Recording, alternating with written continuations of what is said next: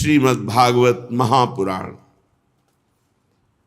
बड़े बड़े देवता भगवान ब्रह्मा जी के समीप गए और कहा, सबका तेज अपहरण हो रहा है, सूर्य भी निस्तेज होते जा रहे हैं, हम देवताओं की शक्ति क्षीण होती जा रही। महाराज मुझे पता नहीं कि इसका कारण क्या है, आप कृपा करें। तब ब्रह्मा जी ने बताया, चिंता मत करो, ये दिति के गर्भ में विराजमान भगवान के दिव्य पार्षद जय और विजय,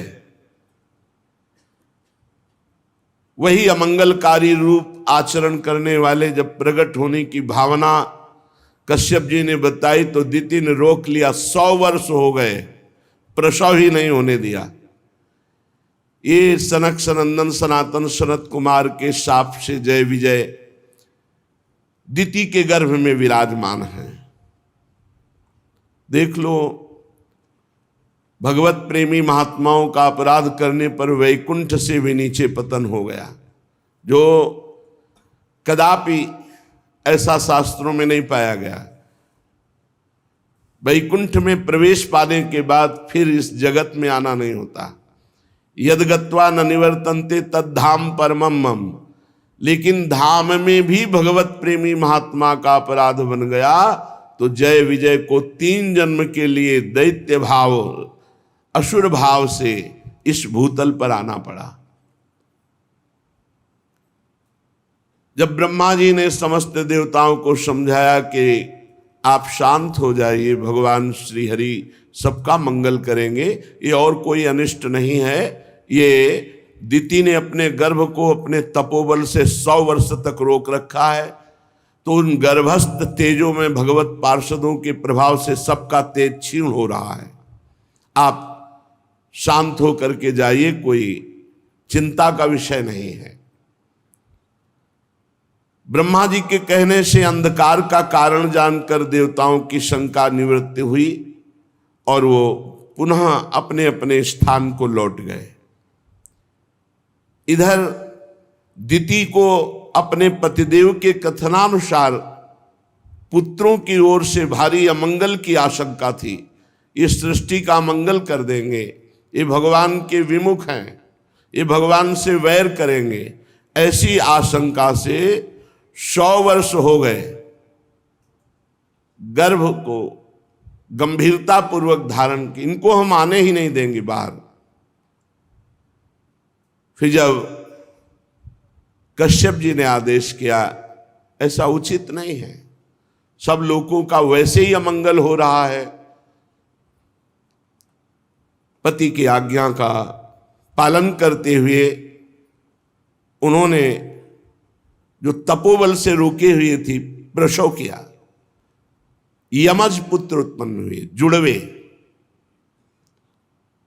जो ही उनका जन्म हुआ, जन्म होते ही स्वर्ग पृथ्वी अंतरिक्ष में भारी उत्पात पैदा होने लगे।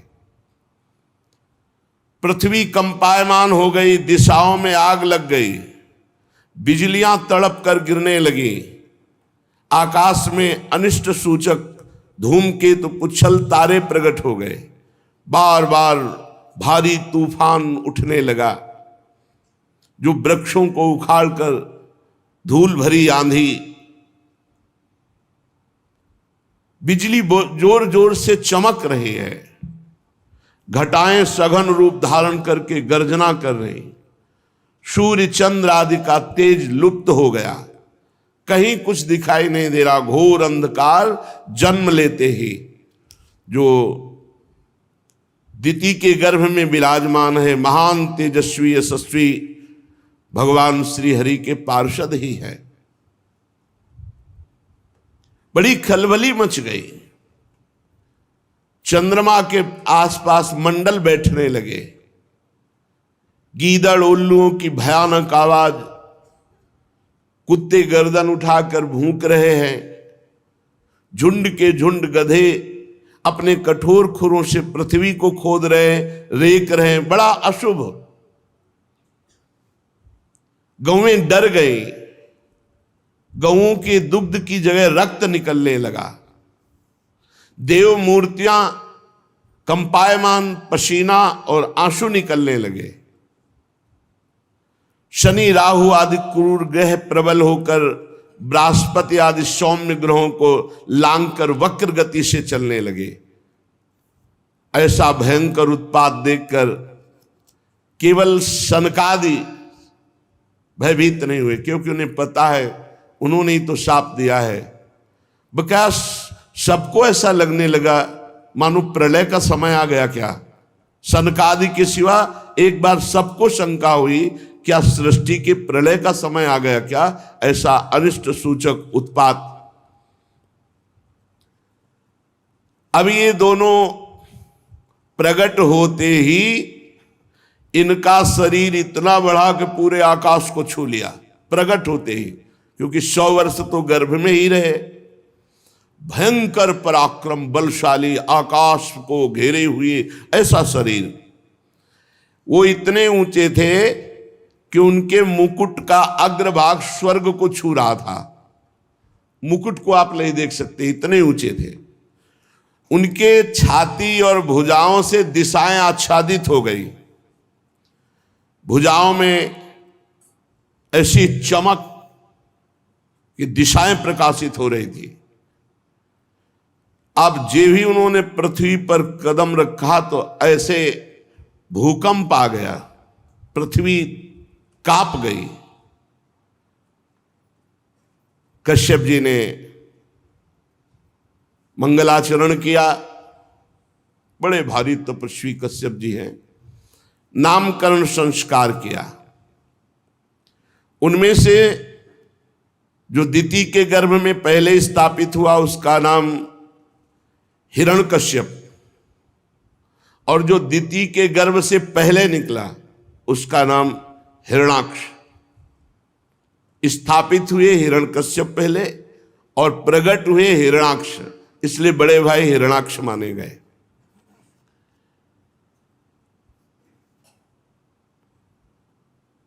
हिरण्यकश्यप तो ऐसा मत वाला बलवान कि अपनी भुजाओं के बल से मारता पर्वतों को तो चकनाचूर हो जाते। लोकपाल थर्रा गए हिरण्यकश्यप का बल देखकर। और हिरण्याक्ष तो हाथ में गदा लेकर के हर लोक में जाके गर्जना करता, कोई सामने नहीं आता हिरण्याक्ष के। पैरों की धमक असह थी। वो पैरों में बड़े बड़े नूपुर पहने, विजय सूचक माला धारण किए, विशाल गदा लिए, जिधर जाता कोई उससे लड़ने वाला ही नहीं। हिरण्याक्ष देवता तो ऐसे डर कर भागते जैसे छोटे बच्चे भेड़िए को देखकर डर के, जैसे गरुण के डर से सांप, ऐसे देवता भयभीत होकर भागते। हिरण्याक्ष ने देखा कि उसके सामने कोई लड़ने वाला ही नहीं, तो हर लोक में जाकर के गर्जना करता। फिर वो गहरे समुद्र में घुस गया और अपनी गदा का प्रहार लहरों पर करता। सब जलचर जीव घबरा गए। अनेक वर्षों तक समुद्र में घूमता रहा, कोई लड़ने वाला ही नहीं मिला हिरण्याक्ष को। बस वायु वेग से तरंग जो उठती उसी पर गदा का प्रहार करता। जल में घूमते घूमते लोकपाल वरुण जी की विभवापुरी जो राजधानी है वरुण लोक की, उसमें प्रवेश किया। जल के स्वामी वरुण जी ने देखा ये बड़ा मतवाला वीर आ रहा है, लड़ना संभव है। हिरण्याक्ष हंसी उड़ाते हुए कहा, महाराज प्रणाम। एक हाथ से संत भगवंत श्री विग्रह, इनको निषेध किया गया प्रणाम करना। ऐसे एक हाथ से नहीं, हमारे यहां दोनों हाथ जोड़कर प्रणाम, ये उपहास कहा जाता है। संत या भगवान का श्री विग्रह या जो अपने बड़े गुरुजन हैं उनको ऐसे नहीं किया जाता, उनको हाथ जोड़कर प्रणाम किया। उसने एक हाथ से ऐसे उपहास करते हुए प्रणाम मुद्रा में कहा, महाराज मैं एक भिक्षा मांगता हूं, क्या युद्ध की भिक्षा मिलेगी आपसे? आप बड़े लोकपाल हो, बड़े वीर हो, कीर्तिशाली हो, तो आप अपनी मर्यादा रखने के लिए मुझे एक भिक्षा दोगे? आओ हमसे युद्ध करो। मदोन्मत्त हिरणाक्ष को देखकर वरुण जी को क्रोध तो बहुत आया, और उन्होंने विचार किया है जीता नहीं जा सकता, क्योंकि ये भगवान का पार्षद है, इसे तो केवल भगवान ही जीत सकते हैं, दूसरा नहीं। तो उन्होंने कहा चिंता मत करो, तुम्हारे जैसे रणकुशल वीरों को युद्ध में संतुष्ट करके सारी मनोकामना पूर्ण करने वाले एक महावीर हैं। तुम्हारे जैसे वीर वहां घुटने टेक देते हैं। तुम बड़े वीर हो, पर तुम्हें ज्यादा देर नहीं लगेगी वीर सैया में शयन करने की।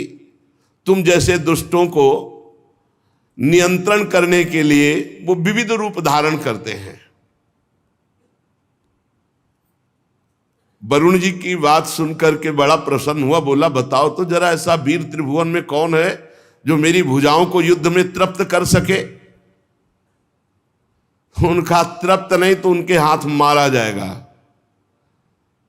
तो उसने कहा तुम बताओ तो, फिर थोड़ी देर में सूचना तुम्हें मिलेगी कौन मारा गया। इतने में देवर्षि नारद जी आ गए। नारद जी ने कहा वीर का तो पता मैं जानता हूं। नारद जी एक ऐसे महात्मा है, चाहे जहां चले जाए, चाहे जिससे मिले सब सम्मान करते हैं। कंस से भी मिलते हैं, कृष्ण से भी मिलते, सबसे कहीं भी चले जाएं। नारद जी एक ऐसे विश्व पूज्य महात्मा है जहां असुरों के यहां भी इनकी पूजा होती है, कोई इनसे द्वेष नहीं करता। सब जानते हैं कि हित की बात बताएंगे। नारद जी ने बड़े हित की बात बताई। विश्व विजयी हिरणाक्ष, तुम्हारी भुजाओं को तृप्त करने के लिए रसातल में एक वीर है जो वाराह रूप में विराजमान है, वो पृथ्वी लेने गया है। तुम जाओ, पूर्ण तृप्त हो जाओगे। ऐसे वीर हैं जो युद्ध में तुम्हें पूर्ण तृप्त कर। वो खिलखिला के हंसा और कहा जंगली पशु सुअर से मेरा युद्ध? अरे क्या बात करते हो नारद जी। नारद जी ने कहा ना समझ, अभी तुम नहीं जानते हो। एक बार जाओ तो रसातल तो पहुंचो। जल को चीरता हुआ वो महावीर हिरण्याक्ष जब गया तो देखा श्याम वर्ण विशाल शरीर, कोई साधारण सूकर थोड़ी थे, वो तो भगवान ने वाराह रूप धारण किया था।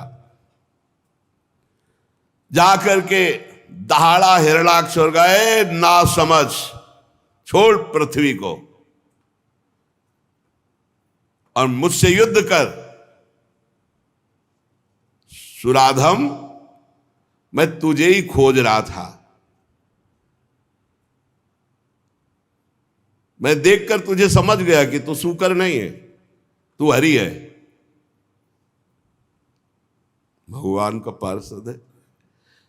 ये माया से लुका छिपी तू दूसरों के सामने कर। ठीक बात कह रहे। ये लुका छिपी हम अज्ञानियों के सामने कर सो, वो ज्ञान शिरोमणि है। मेरे नेत्रों के सामने तेरा माया का जादू नहीं चलेगा। पर भगवान ने कहा तो दृढ़ वैर, देख लो दृढ़ वैर, ये दिव्य पार्षद है।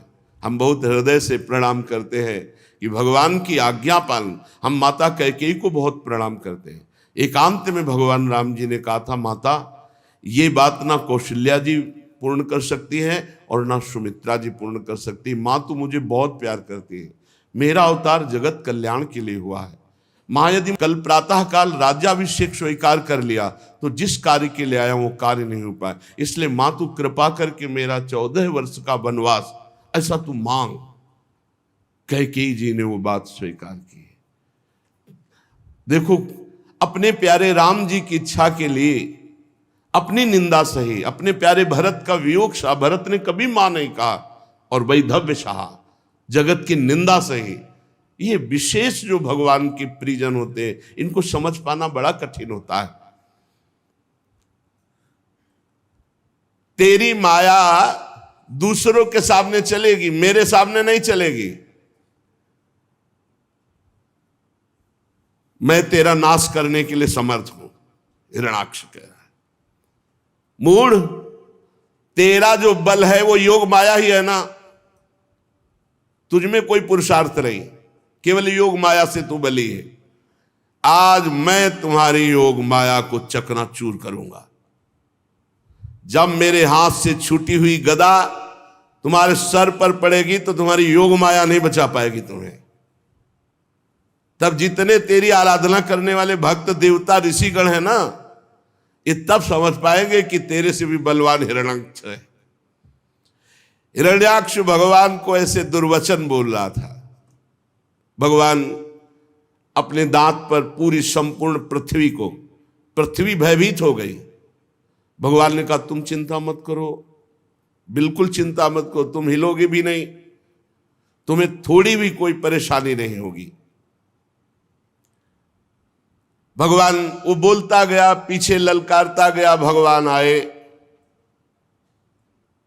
और पृथ्वी को स्थापित किया। तीखी दाढ़ वाला वो हिरण्याक्ष भगवान से कहता जाता है, बड़े वीर हो, तुम्हें भागने में लज्जा नहीं आती, लेकिन तुम कुछ भी कर सकते हो, तुम्हें संकोच शर्म तो है नहीं। अरे मैं ललकार रहा हूं, मुझसे युद्ध करो। भगवान ने जब आधार शक्ति का प्रयोग करके पृथ्वी को स्थापित किया, ब्रह्मा जी फूलों की वर्षा कर रहे, प्रभु कार्य संपन्न हुआ। मनुष्य रूपा की संतान इसी में पलेगी। आप पृथ्वी लाकर बड़ा जगत का उपकार किया, मंगल किया। फूल बरसते देखकर हिरण्याक्ष ने कहा बहुत अच्छा लग रहा होगा, बारा भगवान से, अब मेरी गदा की भी वर्षा सहो। और उसने भगवान को कट वचन कहते हुए गदा का प्रहार किया। भगवान ने सहज में उसकी गदा फेंकी हुई पकड़ ली। अरे दुष्ट, तुझ जैसे मृत्यु पास में बंधे हुए अपनी आत्म प्रशंसा करने वालों पर महापुरुष जन ध्यान नहीं देते। आत्म प्रशंसा करना अपने सारे पुण्यों का नाश कर लेना है। आत्म प्रशंसा का मतलब होता है अपनी मुख से अपनी बड़ाई करना, कभी नहीं करना चाहिए, इससे सारे पुण्य नष्ट हो जाते हैं। तुम क्या समझते हो हमने ये किया, हमने ये किया, वो सब जा रहा है, सब खत्म हो रहा है। अगर कोई तुम्हारी प्रशंसा करने लगे, राधा राधा राधा, तुरंत काट दो, राधा राधा राधा। अरे भगवान की कृपा, गुरु की कृपा से कुछ बन जाए तो बन जाए, मुझ जैसे अधम से क्या बन। ऐसे अपनी प्रशंसा करना और दूसरे की निंदा करना सारे पुण्यों का नाश कर लेना है। भगवान कह रहे हैं तू अपने मुंह से आत्मश्लाघा कर रहा है, अरे अभागे, तू मृत्यु के पास में बंधने वाला है। हां, तुझ जैसे वीर से मैं भयभीत होकर भागूंगा। अरे भाई मेरी सामर्थ्य कहां कि तुम्हारे सामने खड़ा हो जाऊं। भगवान वाराहदेव निशंक होकर ऐसा उत्तर दे रहे।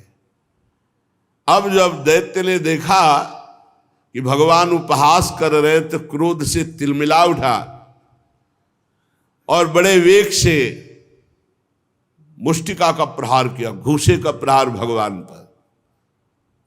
देखो भगवान की श्रीअंग का स्पर्श प्राप्त कर रहे। भगवान टेढ़े होकर के अपने को प्रवीणता पूर्वक बचा लिया। जैसे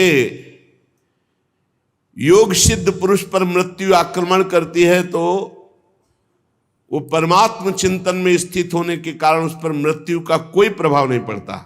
जैसे बताया कि जब भक्त का शरीर छूटता है तो जैसे मतवाले गजराज हाथी से गले की माला टूट कर गिर जाए, उसको पता भी नहीं चलता, ऐसे जन्मत मरत दुषा दुख होई।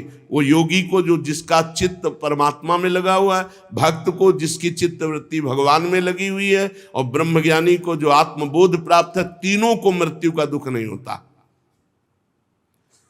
अब तो वो क्रोध से ओट चबाता हुआ हिरण्याक्ष गदा लेकर बार बार घुमाकर भगवान पर झपटा। प्रभु वो गदा प्रहार कर ही पाता कि अपनी गदा से उसकी दाईं भौं पर प्रहार किया, पर हिरण्याक्ष ने अपनी गदा में वो प्रहार रोक लिया। अब भगवान और हिरणाक्ष का भयंकर युद्ध, देवता लोग तो फूले लिए खड़े हैं, भगवान इसको ज्यादा खिलाइए मत, ये बहुत बलवान है। ब्रह्मा जी भी कहने लगे, देव ये दुष्ट दैत्य बड़ा प्रबल है, ये भक्त देवता ब्राह्मण गौ निरपराध जीव इनका नाश करने वाला है, और जो इनका नाश सोचता है आप उसका विनाश जरूर कर देते हैं,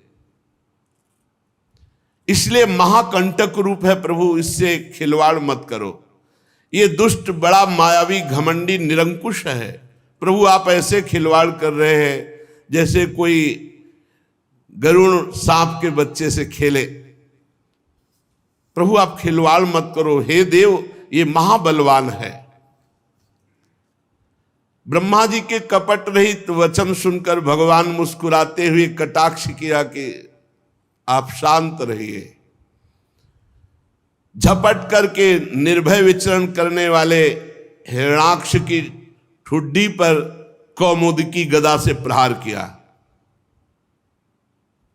हिरणाक्ष ने ऐसी गदा मारी कि गदा भगवान की दूर गिरी जाकर चक्कर काटती हुई, पर हिरणाक्ष रुक गया और कहा और अस्त्र उठाओ, हम युद्ध का धर्म जानने वाले हैं, नियत्थे पर वार नहीं करते। भगवान उसकी इस बात पर मुस्कुरा दिए और कहा बहुत धर्म बुद्धि रखते हो। स्मरण किया अपने पार्षद सुदर्शन चक्र का, गर्जना करते हुए सुदर्शन जी भगवान के हाथ में विराजमान हुए। सुदर्शन चक्र उपस्थित हुआ, भगवान के हाथ में चक्कर लगाने लगा, किंतु फिर भगवान ने विचार किया कि अपने प्रिय पार्षद को अभी और खिलाया जाए, इसलिए सुदर्शन जी को फिर कहा अच्छा शांत हो जाओ, अंतर ध्यान। सुदर्शन, अरे हम ऐसे भगवान के दास हैं, दिव्य भगवान के पार्षद, ये सब दिव्यास्त्र किनके लिए है? भक्तों की रक्षा, भगवान को अपनी रक्षा करनी है क्या? अरे हम सबकी रक्षा के लिए ही है तो हैं। हिरणाक्ष ने देखा कि कमल दल लोचन हरि ने सुदर्शन को बुलाया और फिर शांत कर दिया, तिलमिला उठा और दांतों से ऊँट चबाने लगा, मानो भगवान को अब भस्मी कर देगा, और उछल कर बोला, ले अब तो नहीं बच सकता। भगवान के ऊपर गदा का प्रहार किया, भगवान ने अपने हाथ से गदा को रोक ली, पुनः वापस फेंक दिया। भगवान सर्वशक्ति संपन्न है, महादैत्य हिरणाक्ष का घमंड बढ़ता जा रहा है और भगवान पर विविध प्रहार कर रहा है। कभी त्रिशूल भगवान पर मारता है, कभी गदा, कभी मुष्टिका का प्रहार, घूंसे का प्रहार करता है। भगवान उसके इन प्रहारों को सह रहे, खिलवाड़ कर रहे हैं। उसने आसुरी माया का जाल प्रकट किया मायापति भगवान पर। भगवान ने सुदर्शन जी को आज्ञा की, माया का नाश कर दो। माया का नाश कर दिया। दीति का हृदय कांप उठा। भगवान ने किसी अस्त्र शस्त्र से हिरणाक्ष को नहीं मारा, उल्टा हाथ ऐसे उपेक्षा करते हुए उल्टा हाथ एक जे ही तबाचा मारा, उल्टा चक्कर चक्कर खाता हुआ हिरणाक्ष खून उगलते हुए गिर पड़ा और निष्प्राण हो गया। ब्रह्मा जी, समस्त देवता श्री भगवान पर पुष्पों की वर्षा की। देवता लोग कहने लगे, प्रभु नमस्कार नमस्कार नमस्कार। ये नमस्कार तभी करते हैं जब इनका विरोधी मारा जाता है। बड़े आनंद की बात प्रभु, आपने हम लोगों को बड़ा सुख प्रदान किया हिरणाक्ष का उद्धार करके। वाला भगवान पृथ्वी को स्थापित करके, हिरणाक्ष का उद्धार करके सब देवताओं से विनती सुनते हुए अंतर्ध्यान हो गए। अब पृथ्वी पाकर के महाराज स्वयंभू मनु बड़े प्रसन्न हुए, क्योंकि इसी से अन्न आदि, जिससे हमारा मनुष्यों का जीवन पोषण होता है और यही संतति की वृद्धि आदि। विदुर जी भगवान के बड़े भक्त हैं, भगवान श्री कृष्ण के अनन्य भक्त हैं, महर्षि द्वैपायन के ये पुत्र हैं, साक्षात धर्म हैं, कृष्ण भक्तों के अनुगामी हैं। तीर्थ सेवन से अंतःकरण पवित्र और हो गया है। अब वो तत्वज्ञानियों में श्रेष्ठ मैत्रेय जी से सर्व पाप नाशकारी भगवान की लीलाओं के विषय में प्रश्न करते हैं। विदुर जी ने कहा, ब्राह्मण आप परोक्ष विषयों को जानने वाले हैं, अतः बताइए कि ब्रह्मा जी ने जब मरीच आदि उन 10 ऋषियों को, सनक, सनंदन, सनातन, सनत कुमार, 4 ये ब्रह्म ऋषियों को और फिर मनु शतरूपा को प्रकट किया, तो इसके बाद सृष्टि आगे कैसे बढ़ी? तब मैत्री जी ने कहा, विदुर जी, ब्रह्मा जी ने तामिस्त, अंध तामिस्त, तम, मोह और महामोह, ये 5 अविद्या उत्पन्न की। ब्रह्मा जी ने सोचा ये तो अज्ञान और अविद्या प्रकट कर दी, तो बड़ा अच्छा नहीं लगा, बड़ा उनको शोक सा हुआ, और उन्होंने अपने जिस शरीर से रचा था, तम, मोह, महामोह, तामिस्त, अंध तामिस्त, ये 5 प्रकार की अविद्या, शरीर को छोड़ दिया। जे ही शरीर को छोड़ा तो उससे यक्ष और राक्षस प्रकट हो गए, छोड़े हुए शरीर से, और वो ब्रह्मा जी को ही खाने के लिए दौड़ पड़े। ब्रह्मा जी भागे, आवाज आती जा रही, खा जाओ, रक्षा मत करो, बड़े भूख से व्याकुल हो। तो ब्रह्मा जी ने, जिन्होंने कहा रक्षा मत करो, उनको राक्षस, खा जाओ असुर और यक्ष, ये नाम दिए। तो यक्षों की, राक्षसों की, असुरों की उत्पत्ति ऐसे हुई। ब्रह्मा जी ने अब संकल्प करके दिव्य तेजों में शरीर धारण किया, उससे 7 देवताओं की उत्पत्ति हुई, और क्रीड़ा करते हुए ब्रह्मा जी ने जो शरीर त्यागा उससे दिन हुआ, और जिससे राक्षसों की उत्पत्ति हुई थी उससे रात हुई। दिन रात की उत्पत्ति, यक्ष, असुर, राक्षसों की उत्पत्ति और देवताओं की उत्पत्ति। फिर ब्रह्मा जी के जघन देश से अत्यंत अज्ञानी, कामासक्त, राक्षसी स्वभाव के लोगों की उत्पत्ति हुई। अब वो इतने कामी थे कि ब्रह्मा जी को दौड़ा लिया। यह देखकर ब्रह्मा जी हंसे कि ये निर्लज हमारे ही पुत्र होकर हमारे ही पीछे दौड़ रहे हैं, कामासक्त होकर। उन्होंने भगवान का स्मरण किया, भगवान बचाओ, ये सृष्टि रचना है, इसीलिए भगवान का बगीचा है, इसमें हर प्रकार के फूल हैं। भगवान का स्मरण करना पड़ा। जो जघन देश से पैदा हुए वो ब्रह्मा जी के ऊपर काम भाव से भागे। ब्रह्मा जी भागे, देखा बच नहीं पाएंगे तो भगवान को पुकारा, प्रभु रक्षा करो, आपने कहा था सृष्टि रचना, और ये ऐसी सृष्टि है कि हमारे कोई तंग करने चले हैं।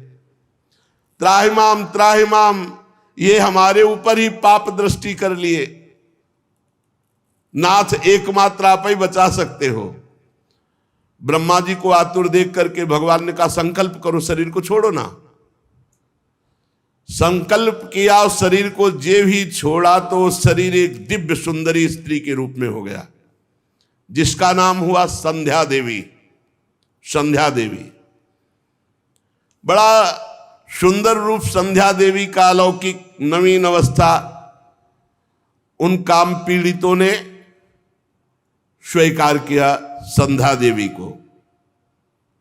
कुबुद्धि दैत्यों ने स्त्री रूपणी संध्या के विषय में तरह तरह के तर्क करके फिर आदर पूर्वक उनको स्वीकार किया।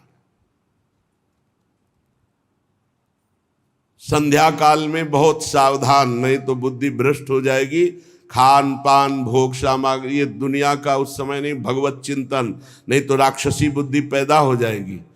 प्रातःकालीन संध्या, सायंकालीन संध्या, इन दो में तो बहुत सावधान होकर 5 मिनट ही सही नाम जप करे, भगवान सूर्य को प्रणाम करे। उन मूढ़ों ने संध्या को स्त्री समझकर स्वीकार कर लिया और वो पाप स्वभाव के हो गए, पापी। ब्रह्मा जी ने अपनी दिव्य कांति पुनः प्रकट की और हंसे। जब हंसे तो अप्सराओं का प्रादुर्भाव हो गया, चंद्रिका ज्योत्सना का प्रादुर्भाव हो गया, और शरीर जब छोड़ा तो उससे विश्वावसु और गंधर्वों का प्रादुर्भाव हो गया। इसके बाद ब्रह्मा जी ने दूसरा शरीर धारण किया, उससे भूत और पिशाचों को प्रकट किया, जो दिगंबर और दूसरों को कष्ट देने वाले। और ये किसके ऊपर भूत पिशाच आक्रमण कर सकते हैं? जम्हाई रूप, जो शरीर छोड़ा भूत पिशाच प्रकट करके तो जम्हाई रूप हो गया। जूठा मुंह और जम्हाई भगवत विमुख, इनके ऊपर प्रेत का, पिशाच का, ये जितने भी अनिष्टकारी हैं इनका आवेश आ जाएगा।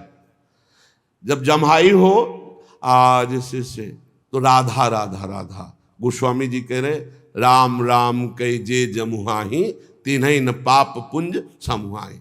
बोले जमुहाई शरीर में भूत प्रेत आवेश का कारण। जब जमुहाई आए तो जरूर नाम, वैसे तो नाम हर समय जब वो जमुहाई आए तो राधा राधा राधा, जय हो प्रभु आपकी जय, श्यामा श्याम राधा राधा। गोस्वामी जी कह रहे राम राम कहो। निद्रा के समय आचमन करके पवित्र होके सो, नहीं भूत प्रेत पिशाच इनके आगमन का हो सकता है। जूठे मुंह कभी भी मत रहो, कुछ भी खाओ, आचमन करो, पवित्र हो, तब यात्रा करो या बैठो, जो भी। जूठा मुंह, जमुहाई, अपवित्र दशा में नींद लेना, इन्हीं में प्रेतों का आक्रमण हो जाएगा। पिशाच आदि आकर के उन्माद पैदा कर देते हैं, पक्की बात है। सर्वत्र हैं ये भूत प्रेत पिशाच। जूठे मुंह मत रहो, जमुहाई के समय नाम जप करो, जब नींद आवे तो पवित्र होकर के आचमन करके शयन करो,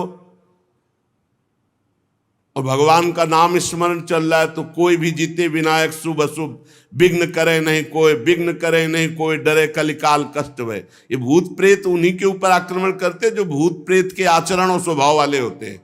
ऐसी क्षमता नहीं कि किसी को छू लें, किसी को दंड दे दें, किसी को पकड़ लें, ऐसा नहीं।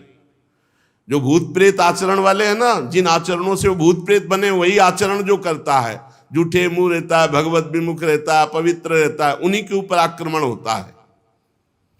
फिर ब्रह्मा जी ने उस शरीर को छोड़ा, एक नया शरीर धारण किया तेजोमय। उससे साध्यगण और पितृगणों की उत्पत्ति हुई। और उस शरीर को जब छोड़ा तो साध्यगणों ने क्रमशः काव्य और हव्य, पिंड दान आदि के रूप में स्वीकार किया। फिर ब्रह्मा जी ने नवीन शरीर धारण किया, उससे सिद्धों की उत्पत्ति की, विद्याधरों की उत्पत्ति की, और अंतर्धान नामक तेजोमय एक स्थिति, अंतर्ध्यान हो जाना।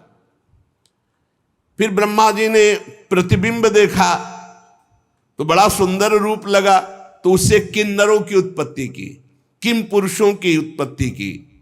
फिर ब्रह्मा जी उस शरीर को त्याग दिए तो उषा काल अपनी पत्नियों के साथ मिलकर के ये किम पुरुष और किन्नर ब्रह्मा जी के गुणगान करने लगे। फिर ब्रह्मा जी विचार करने लगे कि विशेष सृष्टि का विस्तार नहीं हो रहा, तो क्रोधित होकर हाथ पैर ऐसे ऐसे, तो उससे सर्पों की उत्पत्ति हो गई। ऐसे किया, फण वाले सर्प, बिना फण वाले सर्प, बड़े भयंकर क्रूर स्वभाव के नाग, इनकी उत्पत्ति हो गई। क्रोधित होकर हाथ पैर ऐसे अवयवों को फैलाकर, हाथ पैरों को फैलाकर जब ऐसे ऐसे किया तो उससे नाग उत्पन्न हो गए, सर्प उत्पन्न हो गए, फण रूप धारण किए हुए बड़े भयंकर विषधारी। ब्रह्मा जी ने कहा ये भी एक भयानक सृष्टि हो। ये सब ब्रह्मा जी के अंदर वही संकल्प होता जा रहा है जो भगवान कराना चाहते हैं। फिर ब्रह्मा जी ने पवित्र होकर मनुओं की सृष्टि की, जिससे सब प्रजा की वृद्धि हो। फिर उस अपने पुरुषाकार शरीर का त्याग कर दिया। देवता गंधर्व आदि मनुओं की सृष्टि देखकर बहुत प्रसन्न हुए। बोले विश्वकर्ता ब्रह्मा जी, आपने मनुओं की सृष्टि की, इससे बहुत सुंदर सृष्टि प्रकट होगी।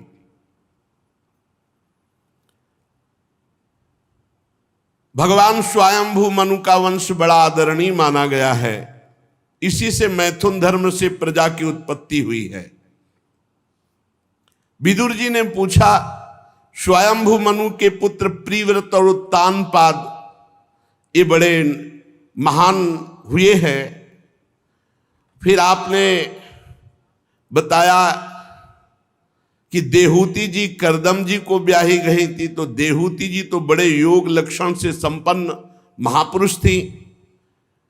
उनका करदम जी से कैसे ब्याह हुआ, और देहूति और करदम जी से कौन कौन सी संतानें हुई, विदुर जी ने प्रश्न किया। तब मैत्रेय जी ने कहा, विदुर जी, जब करदम जी प्रकट हुए तो भगवान ब्रह्मा ने आदेश किया, जाओ सृष्टि का विस्तार करो। तो सृष्टि के विस्तार के लिए तो ब्याह चाहिए। तो 10,000 वर्ष तक सरस्वती नदी के तीर पर एकाग्र चित्त से शरणागत वरदायक भगवान श्री हरि की आराधना की, पत्नी प्राप्त करने के लिए 10,000 वर्ष तक। ये सतयुग के आरंभ में कमल नयन भगवान श्री हरि ने देखा, कठोर तपस्या कर रहे मूर्तिमान ब्रह्ममय भगवान भव्य दिव्य रूप धारण करके प्रकट हुए। गले में श्वेत कमल कुमुद के फूलों की माला धारण किए, मुख कमल श्याम वर्ण का, नीली नीली अलकावली निर्मल पीतांबर धारण किए, झिलमिलाता हुआ सुवर्ण में मुकुट, कानों में जगमगाते हुए कुंडल, कर कमलों में शंख चक्र गदा पद्म, और उनके एक हाथ में क्रीड़ा के लिए श्वेत कमल लिए हुए प्रभु मधुर मुस्कान भरी चितवन चित्त को जो चुराए लेती है। श्री चरण कमल गरुण जी के कंधे पर विराजमान है। वक्षाय स्थल में श्रीवत्स चिन्ह और कौस्तुभ मणि है। प्रभु करदम जी के सामने आकाश स्थित गरुण पर विराजमान होकर दर्शन दिए और कहा, आँख खोलो, तुम्हारी तपस्या पूर्ण हुई। जे ही देखा गरुण पर विराजमान भगवान श्री हरि, साष्टांग प्रणाम किया और प्रेम पूर्ण चित्त से हाथ जोड़कर भगवान की स्तुति की। करदम जी ने कहा, स्तुति करने योग्य परमेश्वर, आप संपूर्ण सत्वगुण के आधार हैं। योगी जन उत्तरोत्तर शुभ योनियों में जन्म लेकर अंत में योग के द्वारा आपके दर्शन से ही पूर्ण भगवत प्राप्ति होती है। उत्तरोत्तर जनलोक, महालोक, तपलोक, सत्यलोक, लेकिन इसमें जीवन मुक्त या परब्रह्म प्राप्ति या भगवत दर्शन नहीं। बोले उत्तरोत्तर शुभ लोकों को प्राप्त होकर फिर अंत में आपके दर्शन की आकांक्षा करते तो उनको दर्शन प्राप्ति होती। फिर वो इस संसार समुद्र से पार जाने का एकमात्र उपाय आपके श्री चरण कमल रूपी जहाज है। ये माययाते हत में दशस्त्वत् पादार विंदम भव सिंधु पूतम इस भव समुद्र का जहाज है भगवान के चरणारविंद।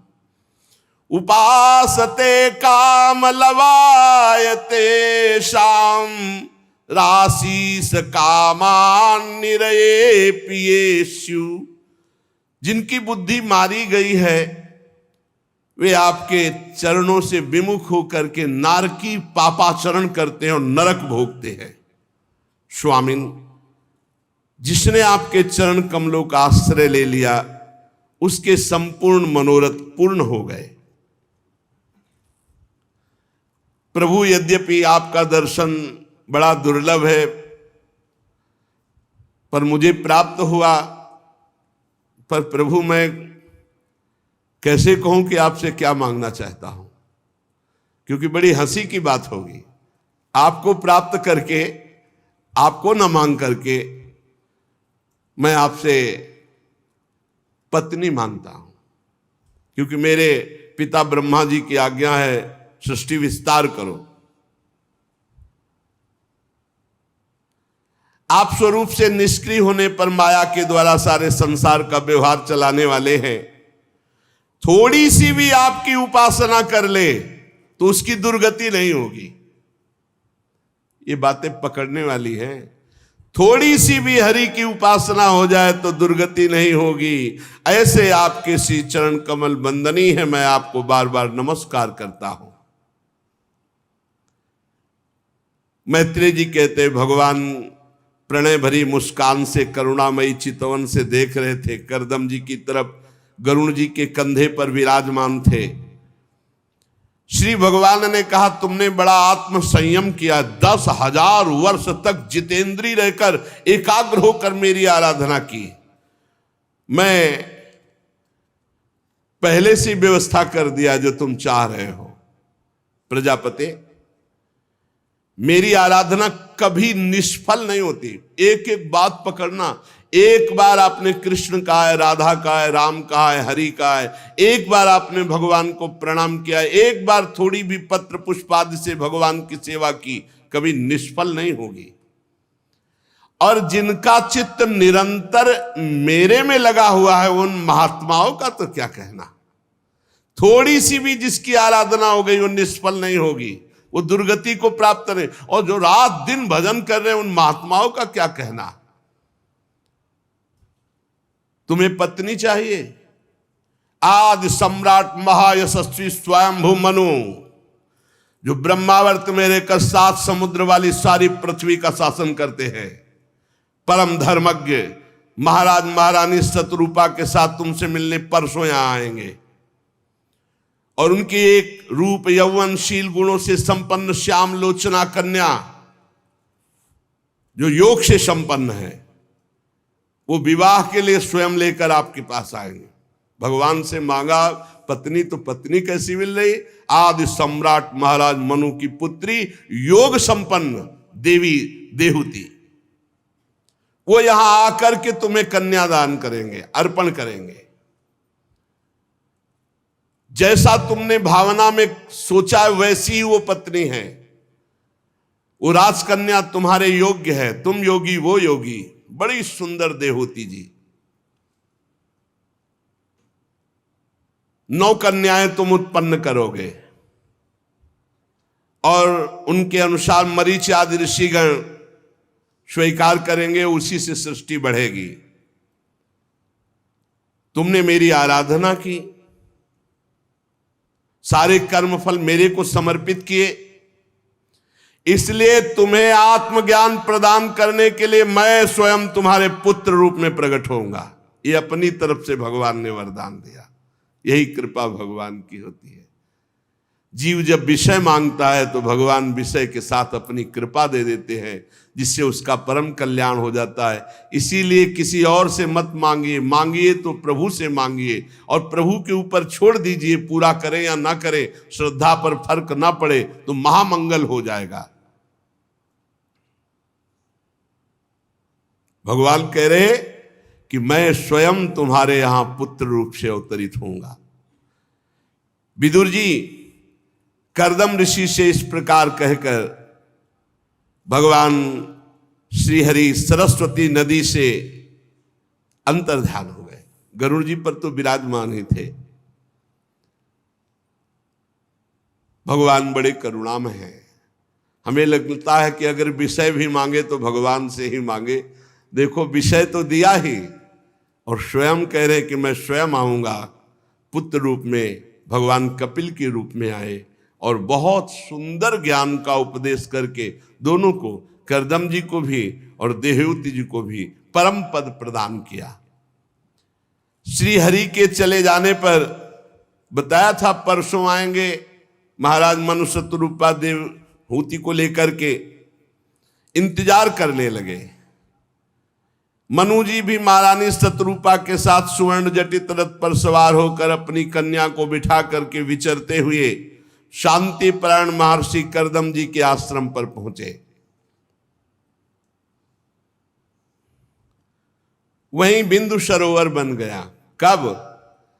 जब 10,000 वर्ष तपस्या का फल मांगा पत्नी, तो भगवान के आंसू गिर पड़े कि गजब है मेरी प्रचंड माया की लीला कि मैं सामने हूं और मेरे 10,000 वर्ष मेरे को प्रसन्न करने के लिए तप किया और उसका फल मांगा पत्नी। तो जो आंसू की बूंद गिरी उसी से बिंदुसर तीर्थ बन गया।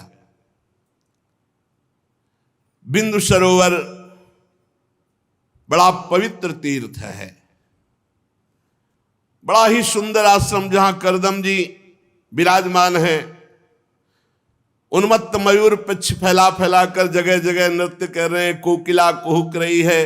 कदम्ब, चंपक, अशोक, करंज, बकुल, अशन, कुंद, मंदार, कुटज, इनके बड़े बड़े वृक्ष हैं।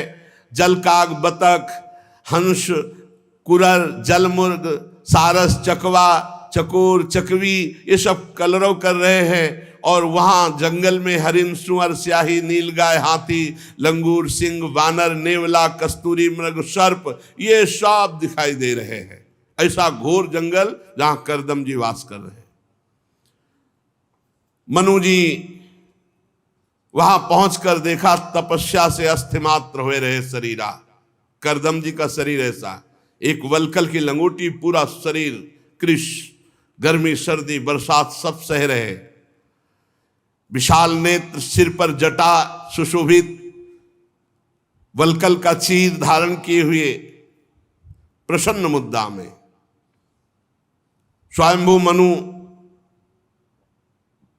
पधार रहे। ये देख करके अर्घ दान किया। राजा का भगवान का स्वरूप माना जाता है।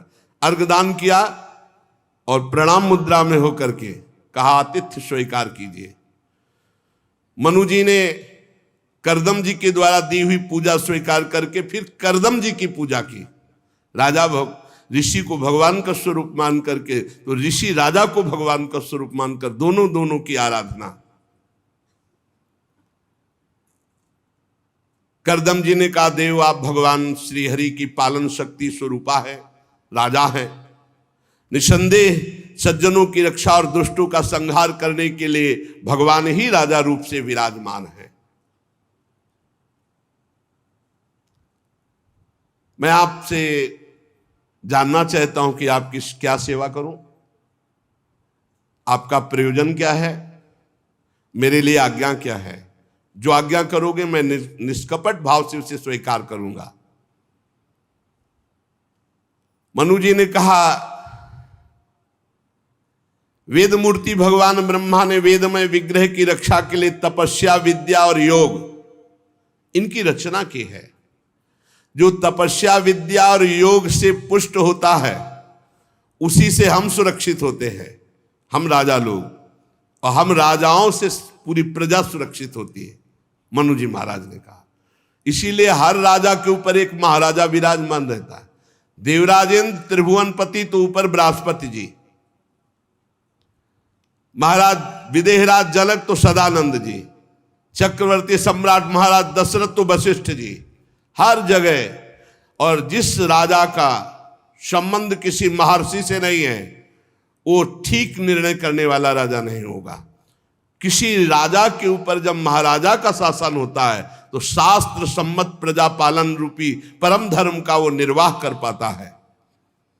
जो तपस्वी है, जो विद्या, योग और गुणों से संपन्न है, ऐसे महापुरुष के द्वारा हम राजा लोग सुरक्षित होते हैं, हम राजाओं के द्वारा पूरी प्रजा सुरक्षित होती है, ऐसा महाराज मनु जी ने कहा। वैसे मुझे कोई संदेह नहीं, क्योंकि आपके दर्शन मात्र से मेरे हृदय में अपार आनंद है, मनु जी महाराज ने कहा। आपका दर्शन अजितेंद्रीय पुरुष को हो ही नहीं सकता है। मेरा बड़ा भाग्य है जो आप जैसे महर्षि का दर्शन, चरण स्पर्श और रज माथे पर चढ़ा सका। मेरे भाग्योदय से ही आपका दर्शन हुआ है।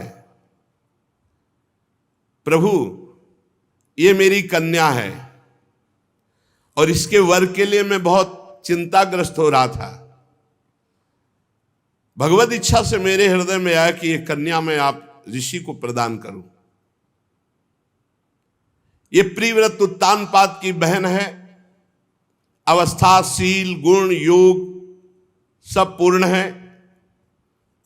क्या आप इस कन्या रत्न को स्वीकार करते हैं?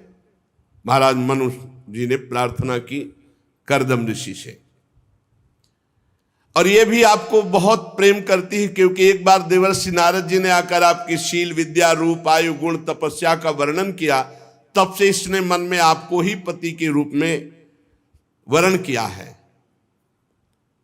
मैं बड़ी श्रद्धा से अपने इस कन्या रत्न को समर्पित करता हूं। आप इसे स्वीकार करें और गृहस्थोचित कार्य के लिए आप सब प्रकार से समर्थ हैं, अर्थात योग संपन्न है, आप सब व्यवस्था कर सकते हैं। जो प्राप्त भोग का तिरस्कार करके फिर दूसरों के आगे हाथ फैलाता है तो उसका मान भंग होता है।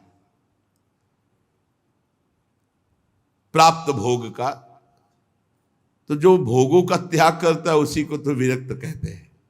मैंने सुना है, देखो आगे जो बोल रहे, मैंने सुना है आपकी विरक्ति एक सीमा तक है क्योंकि आप विवाह करना चाहते हैं। अब ये बात समझ लीजिए, क्योंकि आपका ब्रह्मचर्य एक सीमा तक है। ये बात नहीं, मनु जी ऐसे कैसे बोल सकते? आप नैष्ठिक ब्रह्मचर्य का नियम नहीं लिए हुए हैं, इसीलिए मैंने आपसे आप प्रार्थना की कि एक कन्या रत्न मैं आपको प्रदान करता हूं। कर्दम मुनि ने कहा ठीक है, मैं भी विवाह करना ही चाहता हूं, और आपकी कन्या का अभी तक किसी पुरुष ने वाग्दान नहीं लिया, इसलिए हम ब्राह्म विधि से विवाह करेंगे। ये सर्वश्रेष्ठ विधि होती है। ब्राह्म विधि, दैव विधि, आर्ष विधि, प्राजापत्य, आसुर, गांधर्व, राक्षस और पैशाच, ये 8 प्रकार की विवाह की विधियां हैं।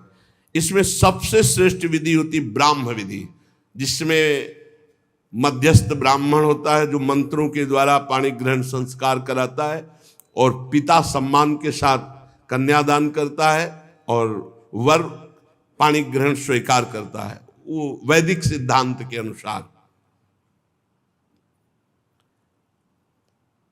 राजन, हमारी कन्या आभूषण आदि शोभा को तिरस्कृत करने वाली सुंदरी है। आभूषणों से श्रृंगार करने पर सुंदरता बढ़ती है, लेकिन हमारी कन्या इतनी सुंदर है कि आभूषणों का तिरस्कार करती है और वो आपके योग्य है। एक बार ये महल पर विराजमान छत में थी कि विश्वावसु गंधर्व ऊपर से विमान से निकले और हमारी कन्या को देखा, मूर्छित होकर छत पे गिर गए। इतनी सुंदर देहूति जी है। और इस समय मैं स्वयं आकर प्रार्थना कर रहा हूं कि आप स्वीकार करें, तो इसका मतलब आप स्वीकार करेंगे। ये हमारी बहुत दुलारी लाडली है, उत्तानपाद की प्यारी बहन है, और ये आद्य शक्ति की बहुत बड़ी उपासना कर चुकी है। इसलिए आप इस साध्वी कन्या को स्वीकार करें। पर एक शर्त मैं आपके सामने रखता हूं,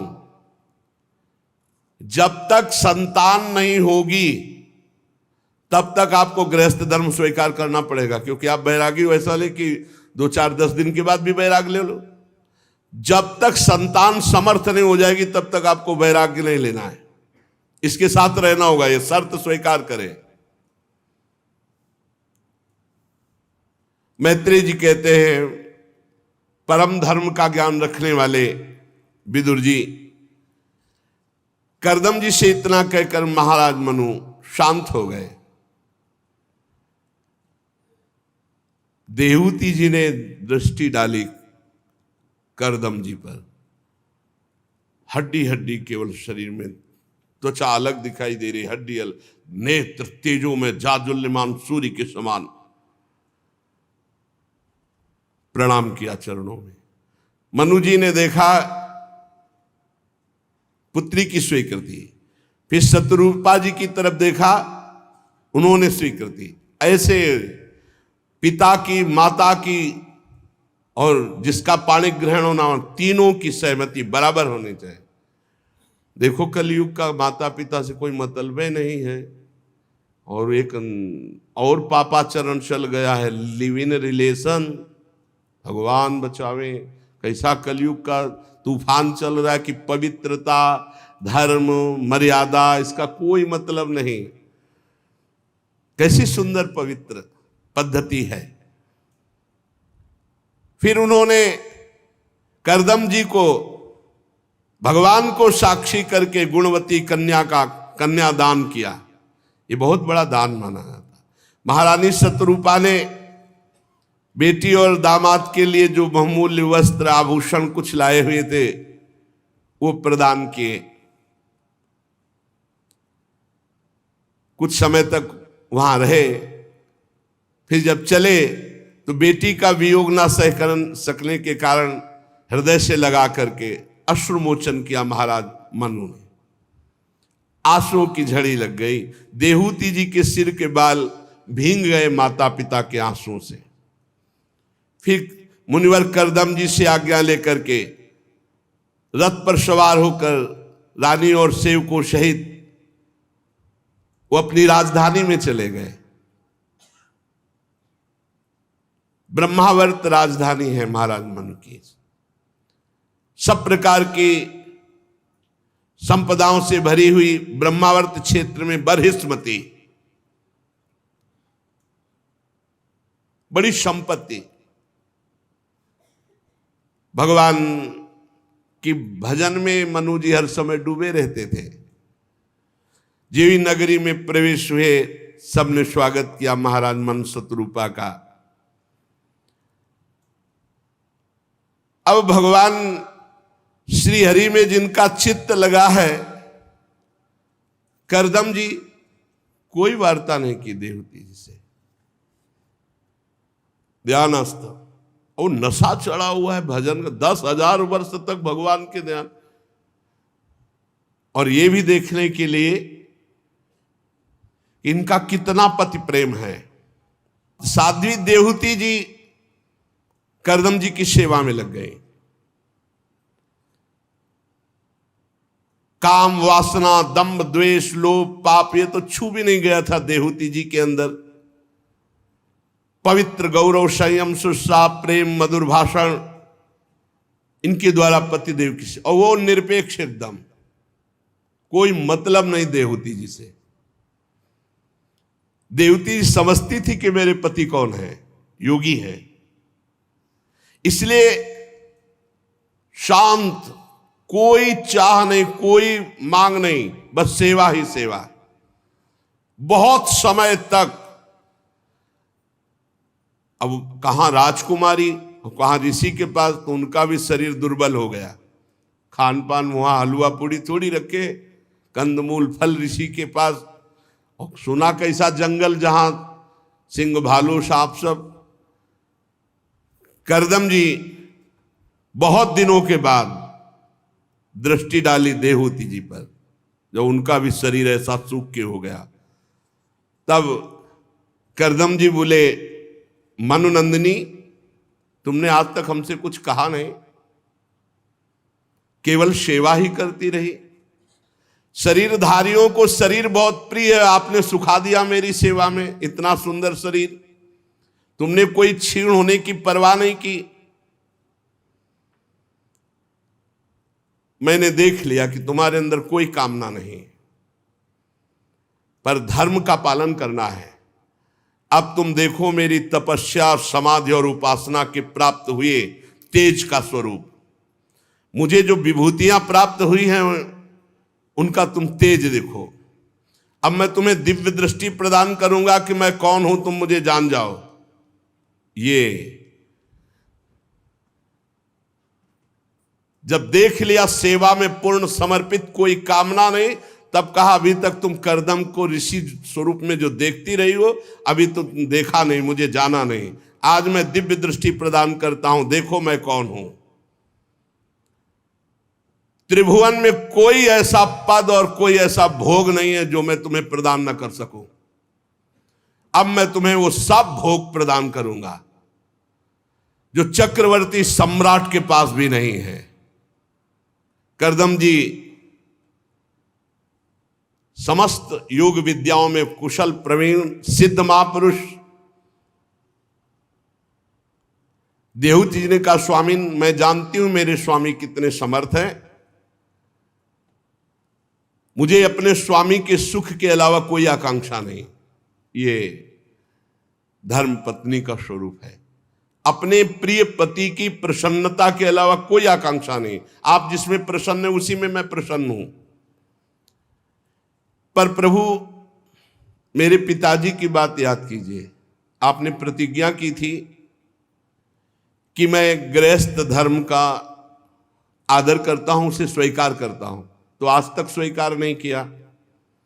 तो क्या प्रभु गृहस्थ धर्म की पूर्ति होगी? जो हमारा गृहस्थ धर्म का लाभ है, क्या हमें संतान प्राप्त होगी?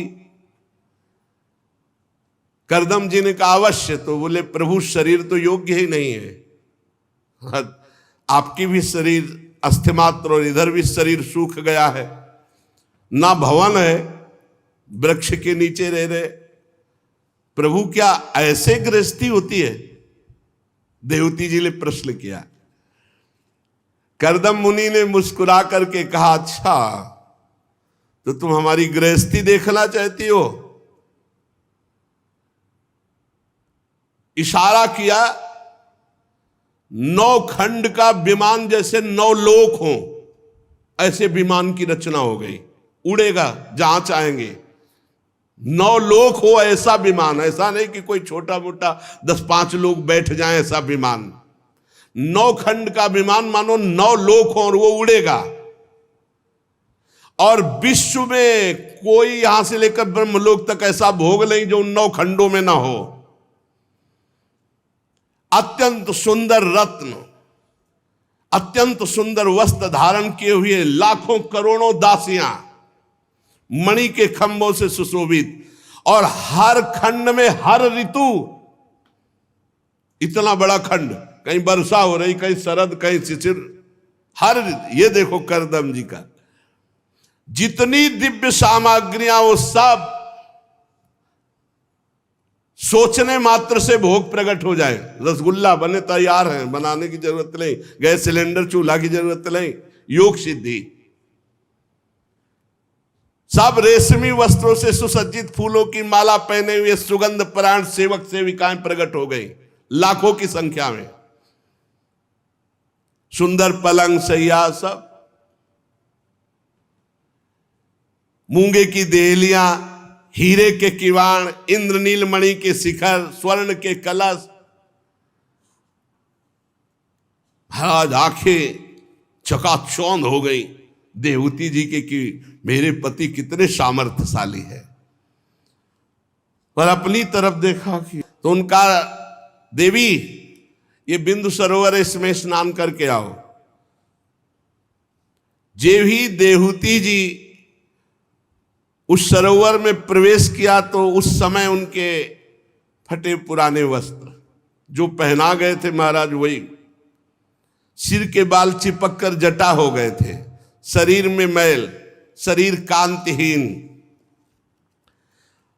जे ही गोता लगाया तो 1000 दिव्य देवियां उनके साथ ऐसे करके उठी, तो 1000 दिव्य देवियां, और शरीर नौ किशोर अवस्था, कमल की सी गंध, तेजोमय कांति।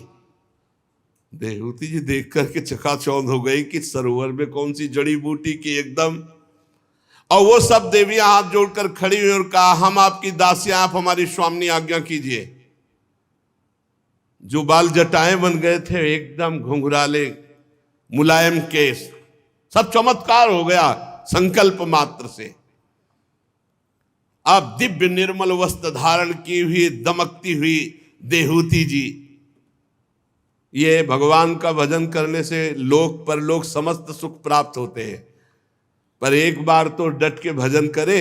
हरिवंश महाप्रभु कहते हैं ई परलोक सकल सुख पावत, मेरी सु भैया कृष्ण गुण संचु। दिव्य भोजन सामग्रियां, इतने प्रकार के अमृत, इतने स्वादिष्ट आसो पीने वाले, इतने पदार्थ पाने वाले, बिना बनाए सब। अब देहूती जी ने जे ही दर्पण दिखाया, उन देवियों ने जे ही अपना स्वरूप देखा तो खुद लज्जा युक्त हो गई। इतना सुंदर स्वरूप देहूती जी का, कांतिमान, दिव्य आभूषणों से सुशोभित, मुख सुंदर, दंतावली, शास्त्रों देवियां स्तुति कर रही हैं। करदम जी ने अब देहूती जी को देखा, विवाह काल से अभी तक गृहस्थ धर्म की दृष्टि से नहीं देखा, दृष्टि अलग अलग। बड़े प्रेम से हाथ पकड़कर विमान पर चढ़ाया और करदम जी ने 9 रूप धारण किए अपने। अगर भगवान की आराधना तो फिर संसार का भी जो सुख है ना, वो सब प्रसादे सर्व दुखा नाम हानि रस्योपजयते। जैसे ऐसे बर्फी खाओ और राधा वल्लभ जी को भोग लगा के पाओ तो प्रसाद हो गई, वो प्रसाद दुख का। अब ये सब प्रसाद है। चढ़ गए विमान पर, चल पड़ा विमान नौखंड का। कुबेर की घाटियां, इंद्र की घाटियां, कामदेव की शीतल मंद सुगंध वायु, सब आकाश गंगा, पाताल गंगा, जहां मनावे वहां घाटियों पे, विमान पे 9 रूप धारण करके बड़े बड़े सिद्ध गणों के विमान आसपास विनय करते हुए जा रहे हैं। करदम जी का विमान वैश्रम्भक, सुरसन, नंदन, पुष्पभद्र, चैत्र थे देवताओं के उद्यान में। विदुर जी, ये भगवान के भवभयहारी पवित्र चरणों का आश्रय लेने का फल है। कौन सी ऐसी त्रिभुवन में वस्तु है जो भगवान के भक्त को न प्राप्त हो जाए। महायोगी करदम जी ने सारे भूमंडल में, सारे द्वीपों में, सारे लोकों में अपनी प्रिया को घुमाया। देहूती जी को कहा चलो आज ब्रह्मलोक चलते हैं, आज महालोक चलते हैं, आज सुरसन वन, आज नंदन वन। आनंद मच रहा है। भजन का फल है। भजन नहीं करोगे तो लोक पर लोक सब बिगड़ जाएगा। भजन जरूरी है।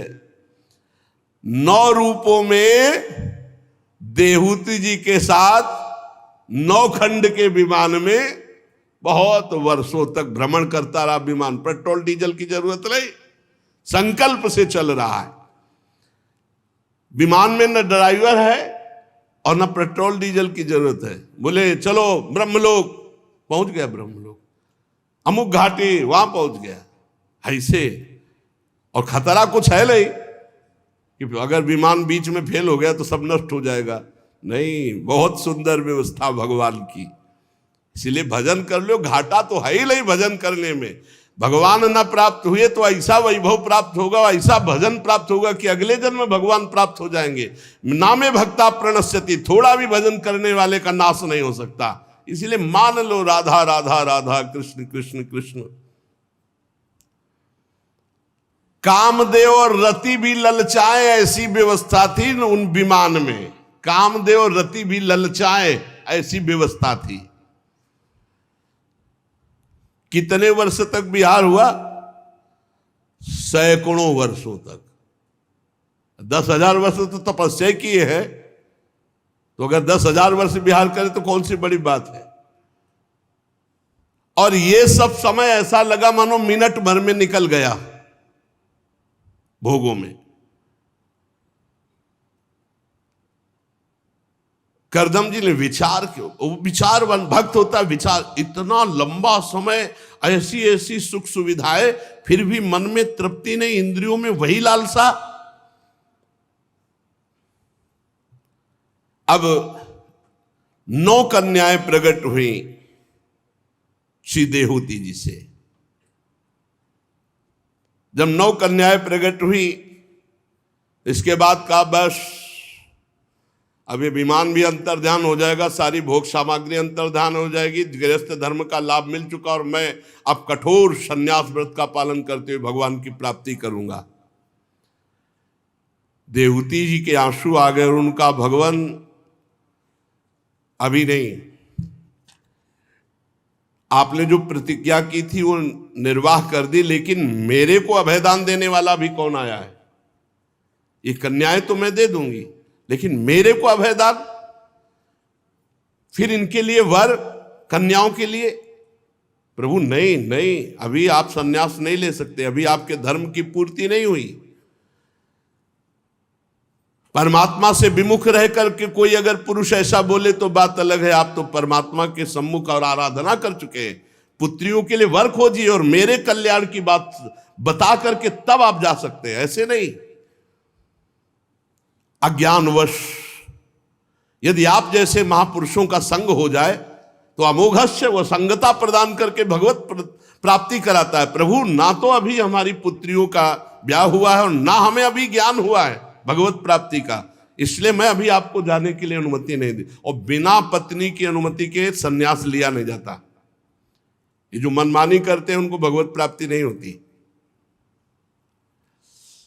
देहूति जी ने जब ऐसी बात की तो करदम जी ने कहा एक बात याद आ रही है, उस समय आप नहीं थी, भगवान के जब हमें दर्शन हुए और उन्होंने आपका परिचय बताया कि आप पत्नी रूप में प्राप्त होंगी, तब उन्होंने ये कहा था 9 कन्याएं होंगी और 10वें में मैं स्वयं आऊंगा तुम्हारा उद्धार करने के लिए। दूसरे राजकुमारी तुम खेद मत करो, तुम्हारे कल्याण और हमारे कल्याण के लिए अविनाशी भगवान पधारने वाले हैं। तुम अब व्रतों का पालन करो, संयम से रहो, निरंतर नाम जप करो, भजन करो। अब भगवान आने वाले हैं जो हमारे तुम्हारे अहंकार की, देहाभिमान की ग्रंथि का भेदन करेंगे। बहुत प्रसन्न हुई देहूति जी, पूर्ण विश्वास था कि मेरे पति साक्षात भगवान ही हैं। निर्विकार जगत गुरु भगवान श्री पुरुषोत्तम की आराधना में जो हर समय लगा हुआ है वो भगवान का ही स्वरूप। तस्मित् जने भेदा अभावात्। जैसे काष्ठ से अग्नि प्रकाशित होती है, ऐसे ही देहूति जी से भगवान प्रकट हुए। मेघ गर्जना होने लगी, गंधर्वगण गान करने लगे, अप्सराएं नृत्य करने लगी, आकाश में देवताओं के नगाड़े बजने लगे, दिव्य पुष्पों की वर्षा हुई। सरस्वती नदी के तट पर करदम जी के आश्रम में स्वयं भगवान ब्रह्मा जी आए और साक्षात परब्रह्म परमात्मा भगवान श्री हरि सांख्य शास्त्र का उपदेश करने के लिए अपना अवतार धारण कर रहे हैं, इसलिए सबने आकर के वहां वंदना की। ब्रह्मा जी ने कहा, प्रिय करदम, तुमने जो तपस्या की, दूसरों का मान दिया, उसका फल ये हुआ कि आज स्वयं भगवान तुम्हारे यहां पधारे। वो कितना मंगलमय गृहस्थ जीवन जिसके घर में भगवान पधारे या भगवान का कोई प्रेमी भक्त पधारे। सो कुल धन्य उमा सुन जगत पूज्य सुपनीत। वो जगत पूज्य परम पावन कुल है जिसमें भगवान का कोई प्रेमी भक्त पधारे। ये तो साक्षात भगवान पधार रहे हैं। मैं जानता हूं संपूर्ण प्राणियों की निधि भगवान कपिल के रूप में अवतीर्ण हो रहे हैं। ये भगवान का अवतार कपिल देव जी के रूप में है। ब्रह्मा जी ने देहूति से कहा, राजकुमारी, ये तुम्हारी पति भक्ति का फल है कि स्वयं भगवान तुम्हारे गर्भ से प्रकट हो रहे और तुम्हारे अज्ञान की ग्रंथि का छेदन करेंगे, बड़े बड़े सिद्धों को, सांख्याचार्यों को उपदेश देंगे। इनका नाम कपिल भगवान होगा। ब्रह्मा जी इस प्रकार सब विनय करके देवताओं के साथ हंस पर आरूढ़ होकर ब्रह्मलोक चले गए। करदम जी ने उनकी आज्ञा के अनुसार मरीच आदि प्रजापतियों के साथ अपनी 9 कन्याओं का विवाह किया। कला नाम की कन्या मरीचि को, अनुसुईया नाम की कन्या अत्रि ऋषि को, श्रद्धा नाम की कन्या अंगिरा ऋषि को, हविर्भू नाम की कन्या पुलस्त ऋषि को समर्पित की, और पुलह को उनके अनुरूप गति नाम की कन्या दी। क्रतु के साथ परम साध्वी नाम की कन्या का विवाह किया। भृगु जी को ख्याति नाम की कन्या और वशिष्ठ जी को अरुंधति नाम की कन्या समर्पित की। अथर्वा ऋषि को शांति नाम की कन्या, जिससे यज्ञ कर्म का विस्तार किया जाता है। कर्दम जी ने 9 कन्याओं का 9 महर्षियों से विवाह करके खूब सत्कार किया। विवाह हो जाने पर सब ऋषि कर्दम जी की आज्ञा लेकर आनंद पूर्वक अपने अपने आश्रमों को चले गए। कर्दम जी ने देखा कि साक्षात देवादिदेव भगवान श्री हरि ने ही अवतार लिया है, तो अपने पुत्र कपिल भगवान के पास एकांत में गए और एकांत में प्रणाम किया और कहा, प्रभु, अपने पापों के कर्मों के कारण दुखमय संसार में नाना प्रकार से पीड़ित होते हुए इन मनुष्यों पर आप कृपा करके ये रूप धारण किया है। वैसे तो आप हमें सौभाग्य दिया कि मैं पिता हूं, पर मैं जानता हूं आप कौन हो, इसलिए एकांत में आपको मैं प्रणाम कर रहा हूं। भक्तों की रक्षा करने वाले, हम विषय लोलुपों के द्वारा होने वाली अपनी अवज्ञा का कुछ भी ना विचार करके, क्या कर्दम जी कह रहे, अवज्ञा, क्योंकि आप प्रकट हुए थे, मैंने आपको न मांगकर पत्नी मांगी थी, तो आपने हमारी रक्षा के लिए आज हमारे घर पर अवतीर्ण हुए। वास्तव में आप भक्तों का मान बढ़ाने वाले हैं। प्रभु, प्राकृत रूप से रहित अलौकिक रूप, भक्तों को प्रिय लगने वाला, आप तत्व ज्ञान की इच्छा से प्रकट हुए हैं। आप में समग्र ज्ञान, समग्र वीर, समग्र यश, समग्र वैराग्य, समग्र ऐश्वर्य विराजमान है। नाथ, मैं आप भगवान कपिल की शरण ले रहा हूं। आज मैं तीनों ऋणों से मुक्त हो गया। जिसे भगवत प्राप्ति हो जाती वही तीनों ऋणों से मुक्त होता है, ध्यान रखना। क्या आपकी आज्ञा हो तो मैं सन्यास ग्रहण करूं अब, क्योंकि मैं सन्यास धारण करके कठोर व्रत के द्वारा आपकी आराधना करना चाहता हूं। श्री भगवान ने कहा, मुने, वैदिक लौकिक कर्मों में संसार के लिए मेरे वचन ही प्रमाण हैं।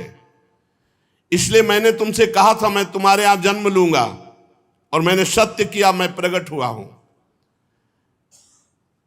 इस बार मेरा जन्म हुआ है उपदेश देने के लिए। मैं जीवन मुक्त, स्थूल सूक्ष्म कारण तीनों शरीरों से रहित आत्मानुभव, सांख्य शास्त्र, आत्मज्ञान का सूक्ष्म मार्ग जो लुप्त हो गया है, उसे वर्णन करने के लिए, स्थापित करने के लिए मैं प्रकट हुआ हूं। जाओ, मैं आज्ञा देता हूं। इच्छानुसार संन्यास धर्म स्वीकार करो और समस्त इच्छाओं का त्याग करके दुर्जय मृत्यु को जीतकर मेरे को प्राप्त हो। सामने बैठे हैं, कह रहे मेरे को प्राप्त हो। यही अर्जुन जी से कह रहे, भजन के बिना नहीं। भगवान सामने बैठे कह रहे, इच्छाओं का त्याग कर मेरा भजन करते हुए मेरे को प्राप्त हो। इच्छा ही बंधन है। मैं स्वयं प्रकाश संपूर्ण जीवों के अंतःकरण में रहने वाला परमात्मा हूं। जब तुम बुद्धि के द्वारा समस्त इंद्रिय और मन को समेटकर मेरे में लगा दोगे तो अंतःकरण में ही तुम्हें मेरा साक्षात्कार हो जाएगा, हृदय में ही। उसी समय तुम मोक्ष पदवी को प्राप्त कर लोगे मेरा साक्षात्कार करके। और तुम आज से माता देहूति की चिंता मत करो, उनको तो मैं परम पद प्रदान करूंगा। उनके संसार रूप भय को पार करने के लिए मैं आया हूं। आप जाओ, संन्यास ग्रहण करो। भगवान कपिल के इस प्रकार कहने पर प्रजापति कर्दम जी ने भगवान कपिल देव जी की 4 परिक्रमा की, प्रणाम किया और उसी समय कठोर संन्यास का व्रत लेकर के निकल पड़े। अहिंसा में संन्यास धर्म का पालन करते हुए एकमात्र भगवान की शरण में होकर मौन हो गए, समस्त अग्नियों का त्याग कर दिया, समस्त कर्म फलों का त्याग कर दिया, निसंग जड़वत ये स्थिति, जैसे भगवान ऋषभदेव कार्य कारण से अतीत सत्वादि गुणों के प्रकाशक निर्गुण अनन्य भक्ति से प्रत्यक्ष होने वाले परब्रह्म परमात्मा का कपिल भगवान के रूप में जो प्रकट हुए थे, साक्षात्कार कर लिया। वाणी से मौन, शरीर से निसंग, कर्म और कर्म फल भगवत समर्पित, जड़वत एकमात्र भगवान के चिंतन में। तो जो भगवान पुत्र रूप में अवतरित हुए थे उन्हीं का साक्षात्कार कर लिया।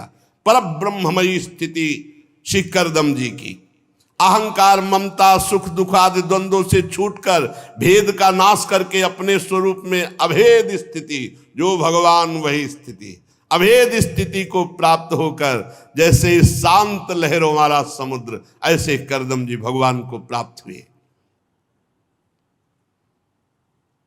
परम पद की स्थिति में करदम जी महाराज स्थित, ये भगवान की कृपा से। भगवान अजन्मा है, अपने भक्तों के लिए वो जन्म लेते हैं। योगी प्रवर पुरुष श्रेष्ठ भगवान कपिल जी की अद्भुत कीर्ति है।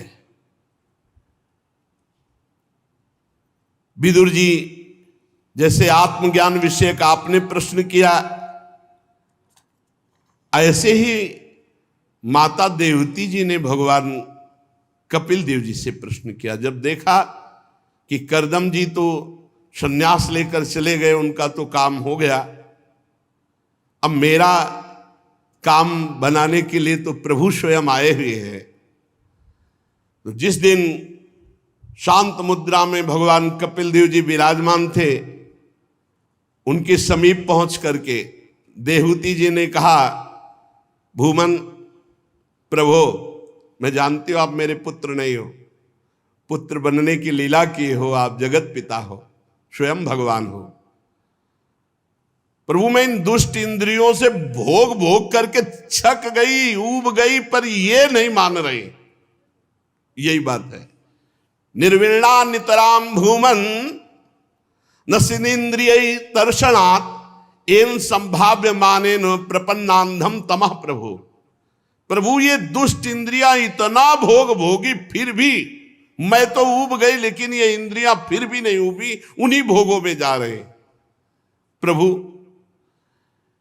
अब इनकी इच्छा पूर्ति करना बंद, ये घोर अंधकार में मुझे ले जा रहे हैं। नाथ मेरे को अब चिंता तो है नहीं, क्योंकि मेरे कल्याण के लिए आप मेरे पुत्र बने हो आकर के, पर मैं अब जन्म परंपरा में नहीं जाना चाहती, मेरा आखिरी जन्म हो, प्रभु कृपा करो। मैं अब इस अज्ञान अंधकार में नहीं डूबना चाहती, मेरे नेत्र आप हो, नाथ मुझे दिखाओ रास्ता, अब मैं जन्म नहीं चाहती, बहुत छक गई इन इंद्रियों से, बड़ी दुष्ट है। हे आदि पुरुष, आप मेरे नेत्र हो जो सूर्य की भांति ज्ञान का मार्ग दिखाओगे। ये अज्ञान का नाश कर, अज्ञान अंधकार का नाश करके ज्ञान रूपी प्रकाश करने वाले, जो मैं देह में फंस गई, ये दुराग्रह कैसे मिटेगा?